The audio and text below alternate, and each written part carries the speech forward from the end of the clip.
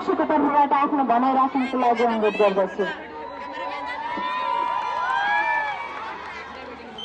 रेमिटेन्सले थालेको छ हाम्रो अर्थतन्त्र, विदेशबाट पैसा बनाऊ हाम्रो मूलमन्त्र। धन्यवाद कार्यक्रम सञ्चालकज्यू, यहाँ धन्यवाद कार्यक्रम सञ्चालकज्यू, यस गरिमा भएका आदरणीय सभापतिज्यू, उपसभापतिज्यू, निकायक मण्डलज्यू, यस कार्यक्रमका हातमा काठिया कलम लिएर बस्नुभएका निष्पक्ष रूपमा बस्नुभएका हाम्रो निकायक मण्डलज्यू, गुरुवर्ग र हाम्रो मेरा प्रतिस्पर्धा साथीहरूमा र मेरा अन्य साथीहरूमा सबैमा आज हुन गइरहेको यस प्रतियोगिताबाट म अन्जित सुब्बाबाट स्वीकार हार्दिक नमन। आज हुन गइरहेको यस बालिका प्रतियोगितामा शीर्षक रहेको छ रोजगारीको लागि विदेशभन्दा स्वदेशी देश भन्ने विषयमा म विपक्षीको तर्फबाट अर्थात् रोजगारीको लागि स्वदेशभन्दा विदेश नै देश भनेर भन्ने विषयमा बोल्न पर्दा आफूलाई अत्यन्त गर्व मानेकी छु। अब म ढिलो नगरिकन विषय प्रवेश गर्न चाहन्छु। सबैभन्दा पहिले त विदेश भनेको के हो? विदेश भनेको हामीहरूको देशभन्दा अन्य देशलाई विदेश भनिन्छ, जहाँ हामी रोजगारीका लागि जान्छौँ, पैसा कमाउनका लागि जान्छौँ, त्यसलाई विदेश भनिन्छ।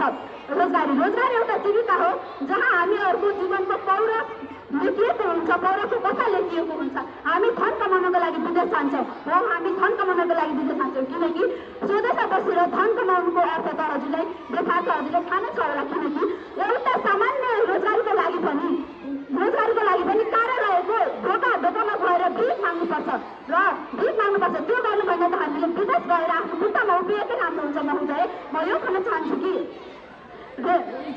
विदेशमा गएर पैसा कमाउनु नै राम्रो हो। हामी यो आफ्नो देशमा बसेर भिख माग्नु भन्दा त हो भनेका थिए, बिल गेटले भनेका थिए कि कम्प्युटर अमेरिकाको लागि मात्र हो भनेर भनेको भए आज उनी सायद भने हुन्थेन होला।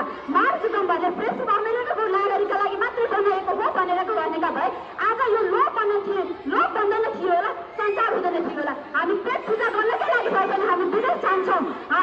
यो पेट पूजा नहुनुको भए यहाँ पनि त व्यवस्थापन फेरिँदैन थियो र हो। यो कृषि उद्योगको देश भन्छ, तर यो कृषि उद्योगको देश भनेर के भन्नु? विदेशबाट कृषि उद्योग आयात गरिन्छ हो। अमेरिका र अस्ट्रेलियाले गर्दाखेरि हामीलाई शिक्षामा थप प्रगति मिलेको छ। जापान र कोरियाको रोजगारीले गर्दाखेरि हामीलाई अझै प्रभावशाली र रोजगारीमा अगाडि बढ्न सिकाएको छ। महोदय, अब हामी सिक्नकै लागि भए पनि त विदेश जानुपर्छ होला नि, होइन र? के सिक्नु पाप हो? होइन, सिक्नु पाप होइन।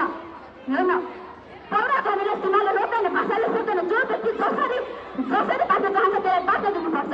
हाम्रो धर्मले पनि त हामीलाई त्यही नै भन्छ, जो व्यक्ति जसरी बाँच्छ त्यसले बाँच्न दिनुपर्दछ भनेर भन्छ नि। र म अन्त्यमा यो भन्न चाहन्छु कि विदेश जाँदैन विदेशी भएन।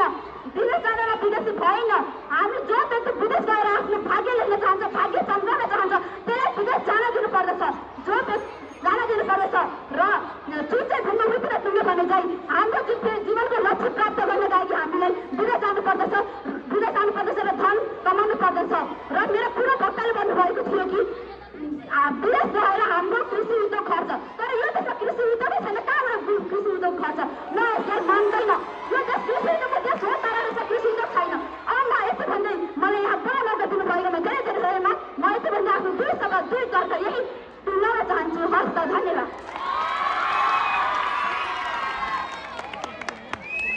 चिसो बढ्दैछ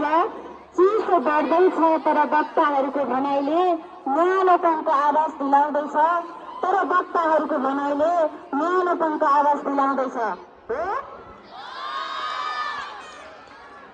धन्यवाद बहिनी अन्जु केसीलाई।